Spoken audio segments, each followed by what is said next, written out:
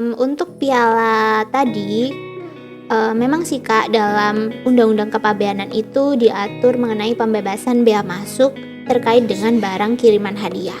Nah, namun dalam Undang-Undang Kepabeanan tersebut sudah menyebutkan secara spesifik Kak, di mana barang kiriman hadiah tersebut spesifik untuk keperluan ibadah untuk umum, kemudian amal, sosial, budaya, atau bencana alam.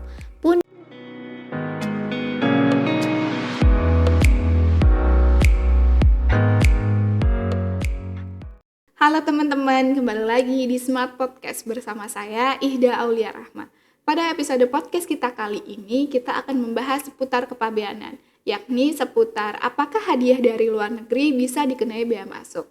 Telah hadir bersama kita Kak Novita Indasari dari PDB Law Firm yang akan menjadi teman diskusi pada episode podcast kita kali ini. Mari kita sapa terlebih dahulu. Halo Kak Novita, terima kasih nih Kak karena sudah meluangkan waktunya untuk menjadi teman diskusi pada episode podcast kita kali ini. Sama-sama Kak Ida, saya juga berterima kasih karena sudah diundang ke Smart Podcast dan bisa diskusi bareng teman-teman. Oke Kak Novita, pada episode podcast kita kali ini kita akan membahas seputar kepabeanan nih Kak.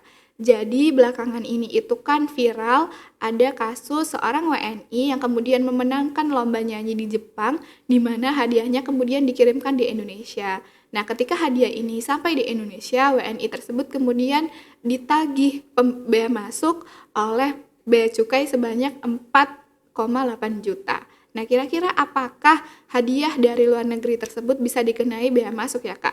Mengingatkan hadiah ini merupakan hasil prestasi dari orang tersebut, tidak digunakan untuk komersil ataupun diperjualbelikan. Oke Kak, jadi pada dasarnya setiap barang dari luar negeri yang masuk ke Indonesia atau dalam Undang-Undang Kepabeanan itu biasa disebut dengan daerah pabean, itu pasti dianggap sebagai barang impor Kak dan terutang bea masuk. Hal ini sudah diatur dalam pasal 2 ayat 1 Undang-Undang Kepabeanan. Nah, namun Kak, ada tuh beberapa barang yang bisa dibebaskan bea masuknya. Hal ini diatur dalam pasal 25 Undang-Undang Kepabeanan. Nah, terkait dengan piala WNI yang tadi, bisa Kak diajukan pembebasan bea masuk, yang mana bisa dimasukkan ke dalam kategori barang bawaan penumpang atau bisa juga dalam kategori barang kiriman, di mana barang tersebut nilai pabeannya harus di bawah batas nilai pabean yang bisa dibebaskan.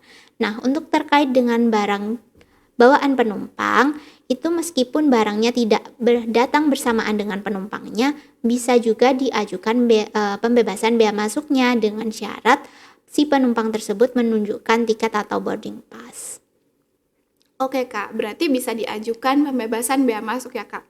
Nah, dalam kasus ini sendiri itu kan terjadinya itu pada tahun 2015, di mana pihak yang mengirimkan hadiah berupa piala ini adalah dari penyelenggara lombanya. Nah, apakah kemudian ketika WNI ini tidak bisa menunjukkan boarding pass atau tiket dari WNI tersebut, itu bisa tetap diajukan pembebasan bea masuk atau bagaimana ya, Kak? Oke Kak, jadi tetap bisa diajukan pembebasan bea masuk, namun dia masuk dalam kategori barang kiriman Kak. Nah, karena kejadiannya sudah tahun 2015 ya, jadi peraturan terkait dengan barang kiriman yang bisa dibebaskan bea masuk itu menggunakan PMK nomor 188 tahun 2010, di mana batas nilai pabean maksimalnya adalah 50 US dollar. Nah, untuk kejadiannya jika terjadi sekarang, maka peraturan yang digunakan itu sudah berubah lagi Kak, yakni saat ini menggunakan peraturan PMK nomor 199 tahun 2019, di mana batas maksimal nilai pabean yang bisa dibebaskan adalah 3 US dollar.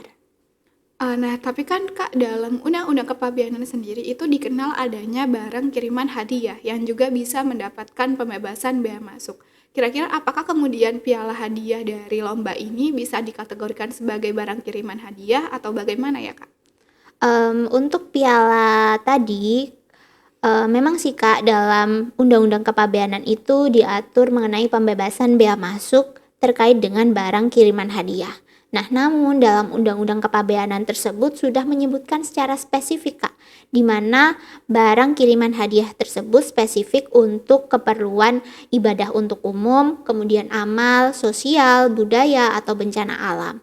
Pun dalam peraturan pelaksananya yaitu PMK nomor 70 tahun 2012 itu juga menyebutkan bahwasannya yang bisa mengajukan pembebasan bea masuk atas barang kiriman hadiah hanya badan atau lembaga yang berkecimpung di bidang tersebut. Jadi tidak bisa diajukan oleh perseorangan. Sehingga piala milik WNI tadi kan milik perseorangan. Jadi tidak bisa dikategorikan sebagai barang kiriman hadiah. Oke, berarti tidak bisa dikategorikan sebagai barang kiriman hadiah ya, Kak?